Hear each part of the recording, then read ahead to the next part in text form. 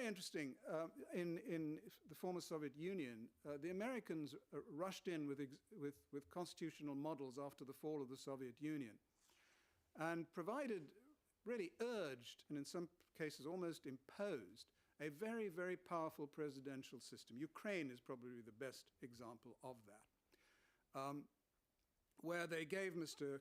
Kuchma, who was the first president of the Ukraine, enormous powers. And the Americans said, well, they are used to having these strong presidents. It's in the Russian tradition of the Tsar, and they like having firm leadership. That's often very true. To some extent, one mustn't belittle that, because initially, particularly after a new transition, people do ask for firm leadership, and they might sort of hanker after the past where leadership was firm, and if it isn't provided. So these sorts of issues have to be considered. What happened in Ukraine was then a complete disaster, because Parliament was ignored, and the president, when he wanted to get the people to agree, would hold a referendum. He had such power that the people were really rather frightened of voting against him. And the system was pretty well more as it was before. That's the danger, perhaps, of placing too much power centrally. Since then, there have been amendments, some of which I've been involved in, to the Ukrainian constitution. The balance after that first faltering step has not yet been restored. I'm just going to go very quickly over some of the issues that I won't have time to now, but just to show you how complex it is. Elections, so many different models of elections, proportional representation, first past the post, and so on and so on. Again, first past the post, as we have it here, does give a more decisive government, except when you have the kind of coalition that we have now, perhaps. But proportional representation is simply more representative of people's wishes, but it can lead to gridlock. What sort of legislature? Should it be unicameral, just simply a House of Commons or a legislature, House of Assembly, or bicameral? We have the House of Lords. If it is that, what is the role of the upper house? And is it a good thing to have it? Is it a check on the power below? How much check? And who should be members? Regionally appointed, perhaps, like in South Africa, or is here some people appointed for their expertise? Should religious groups, perhaps, be appointed, as they are here, bishops and so on, are appointed to the House of Lords as of right? Or is that very undemocratic? You can't remove them if they go wrong. So that's another area that has to be looked at. The whole area of legislative scrutiny, don't just, this is my one bit of serious advice, don't just establish a legislature, draw on the experience of other countries, and this is one of them where you've said it used to be the legislature and the executive could do whatever they like. We're appointed for 4 or 5 years, and now we're free. But legislative scrutiny through parliamentary committees and so on keeps them in check, keeps them accountable, and there are all sorts of accountability for that kind of thing through that. There's the whole question of ministerial responsibility. Should ministers, as here, be responsible to the legislature, called to account? Or should it be, as in the United States, where there's much more separation of power? They're part of the executive, so they're more part of the presidential system than they are the system in Congress and the House of Representatives, and the Senate, I should say. So in South Africa, this is a really interesting example there. They took a middle route.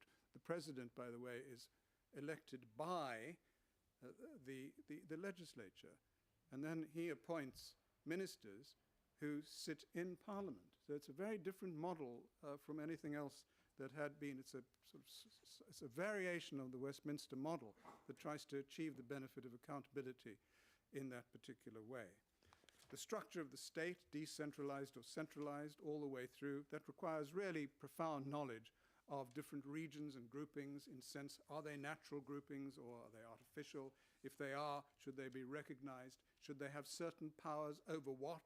Not after main policy making power, but give them power over certain issues, perhaps.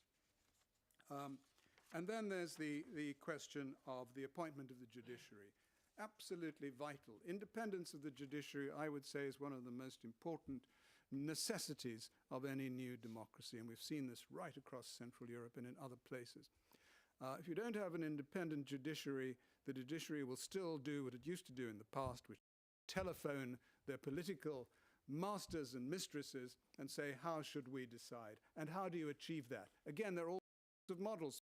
The Judicial Appointments Commission, which is independent, which we have now in this country, again, started really properly in South Africa after some help from Canada on that one, removed from the political appointments, out of that system, and trying to appoint on the basis of merit and, to some extent, diversity as well. So that's a terribly important feature of the Constitution that needs very close attention. What kind of other bodies should there be outside of the legislature and the judiciary? Again, getting much more interesting in that respect. We now have the Commission on Standards in Public Life, and then all sorts of committees and commissions to ensure proper accountability of public expenditure. So these are absolutely crucial to the smooth and the integrity of not only the political system, but also the commercial system. There's a massive question about distribution of wealth, in particular in a country like Libya. Again, I was involved to some extent of that in Iraq. How do you distribute the oil? Should it be simply with the central government saying, we will take it and we will distribute it? On what basis? Should it be done on a regional basis? How should it be done on a regional basis?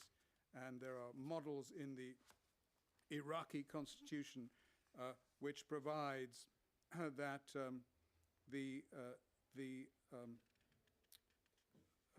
haven't got time to set it all out now, but if anyone wants to talk about it, we can do so later. How do you amend the Constitution? Again, Venice Commission has just done a paper on that, showing that there is a whole spectrum, sometimes two-thirds majority, other times not, with the agreement of the regions or not, with the agreement of one or two of the houses of parliament or not, with a referendum at the end of the day or not. People think that once you've got a constitution, it's all fine and set in stone forever. Not so at all. If you look at any country that's even recently adopted a constitution, in the first year or two, there are amendments that are made. It has to be made with a certain amount of consent as you stumble along and realize we ought to have done it slightly differently. So there is room for change afterwards, and one shouldn't lock oneself entirely into something that cannot be changed. Finally, let me just talk about the constitutional process. How do you get there? As far as I can see, this exercise is admirable. Other exercises I've heard about, the way that it's going about has been done in an excellent manner. In a constitution that I've recently been involved in the Caribbean, we set up television stations where people could phone in. Twice a week it was on in the evenings, absolutely jam-packed with the switchboard was jam-packed with people phoning in and saying, what does this mean and why can't we have it this way? Some good ideas came from the people. And that was a healthy exercise. And at the end of the day, the government didn't think it was going to go through. There were all sorts of problems there about the Human Rights Act. People were terribly worried that the human rights would lead to sin and desecration and destruction and disaster. But because it was talked through people, through this television program, through leaflets, through street discussions, through town hall discussions and so on. This happened in South Africa too. At the end of the day, the people have a kind of ownership about the Constitution. Walter Bagehot, the great constitutional writer in this country in the 19th century, said every constitution must first gain authority and then use authority. It must first win the loyalty and confidence of mankind and then employ that homage in the work of government. The people must ultimately own the Constitution. Thank you very much.